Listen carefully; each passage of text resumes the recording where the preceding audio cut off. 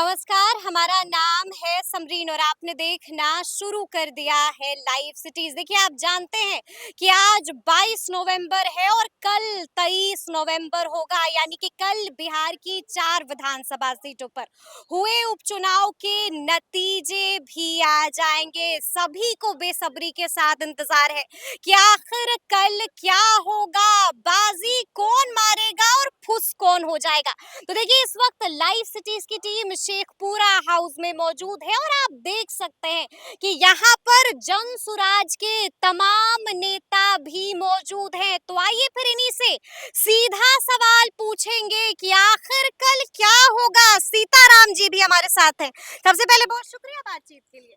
आप आए इसलिए आपको भी बहुत बहुत शुक्रिया। जहाँ जी। तक कल का जो पीछे चुनाव हुआ उसका रिजल्ट का सवाल है, हम्म। जन सुराज ने पूरी मुस्तैदी से इस चुनाव को लड़ा है और आम लोगों में जो हालात देश राज्य की है, बद से बदतर हालत है। आम जनता चाहती है इस सरकार से त्राण लेना, बिहार में तो बहार है क्योंकि नीतीश कुमार है। इसीलिए तो सब कुछ बेकार है।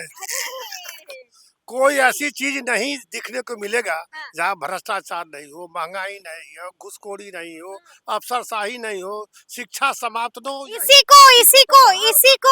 इसी को बदलने की बात कर रहे हैं। तेजस्वी यादव भी इसी को बदलने की बात कर रहे हैं। तेजस्वी यादव भी उनके साथ दो दो बार काम कर चुके हैं, वो भी नहीं पलट सकते हैं। अच्छा। एकमात्र जन स्वराज है और प्रशांत कुमार जी जिसकी सोच है कि जो बदहाली है इस राज्य में उसको एकमात्र जन स्वराज के प्रशांत कुमार ही बदल सकते हैं। और आम जनता चाहती है कि जन स्वराज आवे, हम कब से कब जल्द से जल्द में उनको मदद करें। लेकिन सीताराम जी, आपका तजुर्बा भी बहुत है राजनीति में। कोई आप आज के या कल के नहीं है, पुराने दिग्गज हैं। आप राजनीति के नफ्स भी टटोल लेते हैं।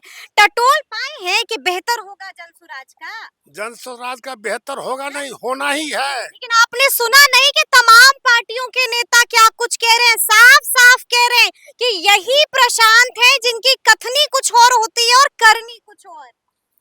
यही प्रशांत कुमार जी आप जो कहने जा रहे हैं, प्रशांत कुमार जी ने सभी लोगों को बनाने का काम किया। उन लोगों ने गरीबों का काम नहीं किया, इसलिए प्रशांत जी ने ये काम गरीबों के लिए शुरू किया। जन स्वराज गरीबों के मसीहा कौन?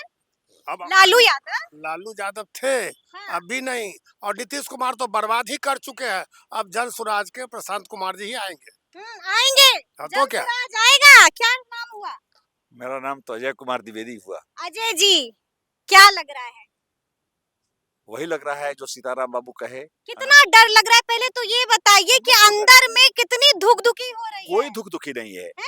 40 दिन कल की तो छुपना पड़ेगा। कहाँ छुपिएगा? 40 दिन की पार्टी, 40 दिन की पार्टी इन चारों पार्टियों को धूल चटाकर कल मानेगी, आप देख लीजिएगा। क्या बात कर रहे हैं? एकदम सही, धूल चटा देंगे। एकदम धूल चटा देंगे। अजय जी, सोच समझ के बोल रहे हैं। हम सोच समझ कर ही बोलते हैं, सोच समझ कर ही बोलते हैं। आप देखिए, सोच समझ कर बोल रहे हैं। आप देखिए उन लोगों के, हम तो नींद खूब अच्छी नींद से सो रहे हैं। उनकी नींद कितनी उड़ी है आप उनसे पूछिए। नींद उड़ा दिया है सबकी। एकदम हम प्रशांत जी ने सबकी नींद उड़ा दिया है। कल कहीं आप लोगों की नींद नहीं उड़ नहीं, जाए। हमारी नींद क्यों उड़ेगी? हमारी नींद नहीं उड़ सकती है। कहीं 0 बटा सन्नाटा नहीं हो जाए।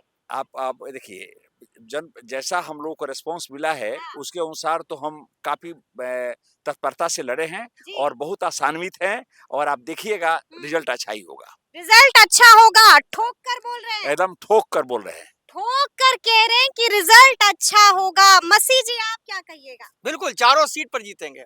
उपचुनाव की आप बड़ा शायरी वायरी मारते रहते हैं। हम चाहेंगे कि इसी मौके पर एक शेर सुनाइए, इसलिए कि माहौल बनाइए। बिहार की आवाम का कहना है कि खुदा और ना खुदा दोनों की साजिश जान पड़ती है।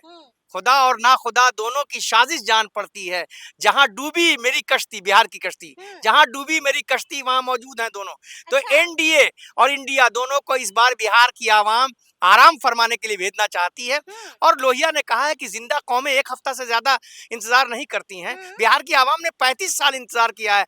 10 मार्च 1990 को श्री लालू जी बिहार के मुख्यमंत्री बने थे और 2005 में लालू की श्रीमती राबड़ी देवी 1997 बनी।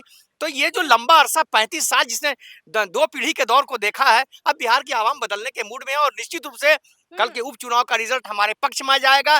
2 अक्टूबर को स्थापना दिवस समारोह हमारा हुआ और मात्र 22 दिन के बाद हम नॉमिनेशन में चले गए। 24 अक्टूबर को 25 अक्टूबर को नॉमिनेशन में गए, 13 नवंबर को इलेक्शन में गए।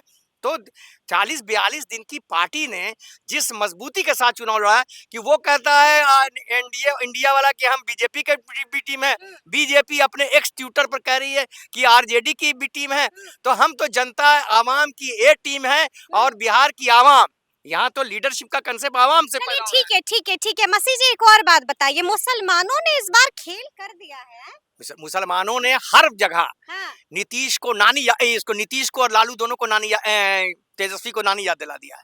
नानी याद दिला दिया, खेल कर दिया। हाँ भाई, अच्छा 3.5 करोड़ मुसलमान 18 उसको बेवकूफ बना के इनको राज्यसभा भेजना है, तो हरियाणा बिहार में यादव नहीं था।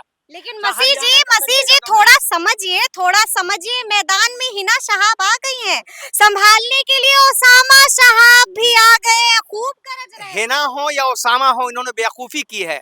जिस तेजस्वी ने जाके कहीं मसीह जी ने बेवकूफी तो नहीं सुनिए ना, क्या कहा जाके पूर्णिया में और क्या कहा सिवान में तेजस्वी ने कि एनडीए को वोट दीजिए, नहीं तो इंडिया को वोट दीजिए। पूर्णिया में कहा था ये भाई, वहाँ भी अपने पप्पू यादव के वक्त कहा भाई, था। वहाँ भी अपने वर्कर्स की मीटिंग में तेजस्वी ने अपने वर्कर्स की मीटिंग में कहा था कि किसी भी हाल में इनको नहीं भेजना है, आप इंडिया को वोट मिलता है तो मिलता है, नहीं तो एनडीए को वोट दीजिए। इसलिए आवाम सब समझ रही है।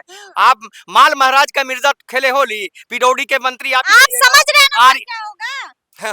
हम समझ रहे हैं, हमारे पक्ष में लोगों का रिजल्ट आएगा, हमारे पक्ष में कल का रिजल्ट आएगा। तो अब देखना होगा कि कल क्या कुछ होगा।